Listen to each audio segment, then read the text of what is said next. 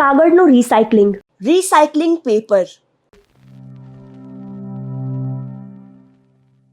જો તમે તમારી આજુબાજુમાં નજર દોડાવશો તો જોશો કે જે કાગળ પર તમે લખો છો તેનાથી લઈને તમારી ચોપડીના પાના સુધી અને ઈંડાના કેરેટ, સમાચારપત્રો, કરિયાણાની દુકાનો પર મળતી થેલીઓ, પૂંઠાના બોક્સ જેવી અઢળક વસ્તુઓ કાગળમાંથી બનેલા ઉત્પાદન છે. અહીં અગત્યનો મુદ્દો એ છે કે કાગળ આપણા જીવનનો મહત્વનો હિસ્સો છે. તમે જાણતા હશો કે કાગળ સામાન્ય રીતે વૃક્ષમાંથી બનાવવામાં આવે છે. પહેલા વૃક્ષને કાપવામાં આવે છે, પછી તેને એક પલ્પ બનાવવાની ઔદ્યોગિક પ્રક્રિયામાંથી પસાર કરવામાં આવે છે. આ પ્રક્રિયાના લીધે લિગ્નિન નામનું પોલિમર છૂટું પડે છે. આ એ જ પદાર્થ છે જે વૃક્ષોને તેમનું મજબૂત અને સખત માળખું આપે છે. દેખીતી રીતે કાગળ ઉત્પાદનના ઉદ્યોગમાં ખૂબ મોટા પાયે વૃક્ષો અને જંગલો નાબૂદ થાય છે. મુખ્ય મુદ્દો એ છે કે વૃક્ષો ફરીથી ઉગાડવામાં નથી આવી રહ્યા, અથવા ઉગાડવામાં આવે તો પણ જેટલી ઝડપથી તેમને કાપવામાં આવે છે તેટલી જ ઝડપથી તે વધીને મોટા નહીં થાય. આ એક ગંભીર પર્યાવરણીય મુદ્દો છે, કારણ કે વૃક્ષો કપાવાથી પર્યાવરણ નષ્ટ થાય છે, ખાદ્ય શૃંખલા અને ખાદ્ય જાળ વિખેરાઈ જાય છે. આ પરોક્ષ રીતે વાયુમંડળમાં કાર્બન ડાયોક્સાઇડમાં વૃદ્ધિ કરે છે. જંગલોના વિનાશને કારણે પહાડોમાં ભૂસ્ખલન થઈ શકે છે અને તેને લીધે પૂર આવી શકે છે. આના માટેનો એક સ્પષ્ટ ઉપાય એ છે કે કાગળના ઉત્પાદનોનું રિસાયકલિંગ કરવામાં આવે. આ વિડીયોમાં આપણે કાગળના રિસાયકલિંગ વિશે જાણીશું અને આ ઔદ્યોગિક પ્રક્રિયાના ફાયદા અને નુકસાન પણ સમજીશું. સામાન્ય રીતે કાગળ એ સેલ્યુલોઝના રેસાની આડી અવળી સ્તરોવાળી ગોઠવણ છે. યાદ કરો કે સેલ્યુલોઝ એ ગ્લુકોઝના મોનોમરના એકમો જે પોલિમર છે. જો તમે કાગળનો એક ટુકડો ફાડીને ધ્યાનથી જોશો તો તમને તેમાં વાળ જેવા ઝીણા રેસા બહાર નીકળતા દેખાશે. આ રેસા જ સેલ્યુલોઝના રેસા એટલે કે ફાઇબર છે. જ્યારે કાગળના ઉત્પાદનોનું રિસાયકલિંગ કરવામાં આવે છે ત્યારે સેલ્યુલોઝના રેસા અલગ અલગ થઈ જાય છે અને આ રેસાને એક નવા ઉત્પાદનના સ્વરૂપમાં ફરીથી ગોઠવી દેવામાં આવે છે. અમુક દેશોમાં કાગળના રિસાયકલિંગને અત્યંત પ્રોત્સાહન આપવામાં આવે છે અને કાગળની પસ્તી માટે ખાસ પ્રકારની કચરાપેટી રાખવામાં આવે છે.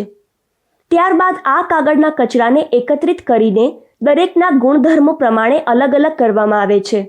કાગળના પાનાને બીજા કાગળના પાના સાથે અને પૂંઠાના બોક્સને બીજા પૂંઠાના બોક્સ સાથે રિસાયકલ કરવામાં આવે છે. હવે કાગળને રિસાયકલ કરતા પહેલા તેમાં લાગેલી શાહીને દૂર કરવી પડે છે. આ પ્રક્રિયાને ડી-ઇંકિંગ કહેવામાં આવે છે. મોટાભાગની શાહી પેટ્રોલિયમ આધારિત હોય છે, જેને કાચા તેલના ઉત્પાદનો વડે તૈયાર કરવામાં આવે છે અને આ શાહીને દૂર કરવી મુશ્કેલ છે. હાલમાં સોયા આધારિત શાહી વિકસિત કરવામાં આવે છે. આ શાહી નવીનીકરણીય સંસાધનોમાંથી તૈયાર કરવામાં આવે છે અને આ શાહીને કાગળ પરથી દૂર કરવી સરળ હોય છે. કાગળમાં લગાવેલી સ્ટેપલ અને પેપર ક્લિપોને ચુંબકની મદદથી અલગ કરવામાં આવે છે અને ગુંદરને રસાયણની મદદથી ધોવામાં આવે છે.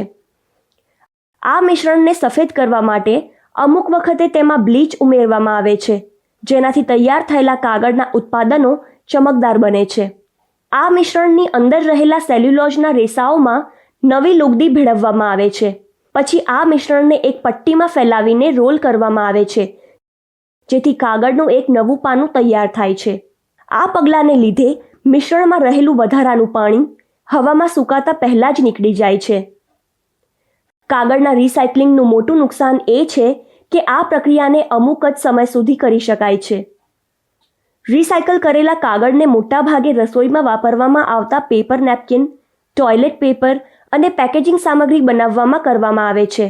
દર વખતે જ્યારે પણ કોઈ કાગળના ઉત્પાદનને રિસાયકલ કરવામાં આવે છે તેનામાં રહેલા સેલ્યુલોઝના રેસા નાના થતા જાય છે.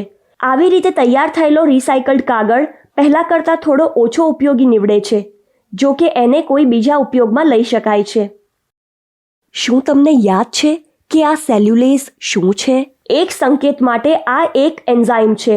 કૃપા કરીને આ વિડીયો અટકાવીને આના વિશે થોડું વિચારો અને યાદ આવે ત્યારે ફરીથી ચાલુ કરો. સેલ્યુલોઝ એક એન્ઝાઇમ છે જે તેને અન્ય ગ્લુકોઝ મોનોમરમાં વિભાજિત કરે છે. હાલમાં આનો ઔદ્યોગિક ઉપયોગ સેલ્યુલોઝને તોડીને ગ્લુકોઝ મેળવવામાં થાય છે. આવી રીતે પ્રાપ્ત થયેલ ગ્લુકોઝને અમુક ખાસ બેક્ટેરિયાની મદદથી ફર્મેન્ટ કરીને તેમાંથી એથનોલ મેળવવામાં આવે છે. આ એથનોલનો ઉપયોગ જૈવિક ઇંધણ તરીકે કરી શકાય છે. ટૂંકમાં કાગળના ઉત્પાદનોને રિસાયકલ કરીને જંગલ વિનાશનો દર ઘટાડી શકાય છે તથા તેમાં ઉર્જાની ખપત પણ ઘટી જાય છે. આમ તો પેપરને અમુક હદ સુધી જ રિસાયકલ કરી શકાય છે. તેમ છતાં સેલ્યુલોઝના રેસાઓને તોડી ગ્લુકોઝના અણુઓ બનાવી શકાય છે. આ મોનોમરનો ઉપયોગ પર્યાવરણને અનુકૂળ વસ્તુઓ બનાવવામાં કરી શકાય છે.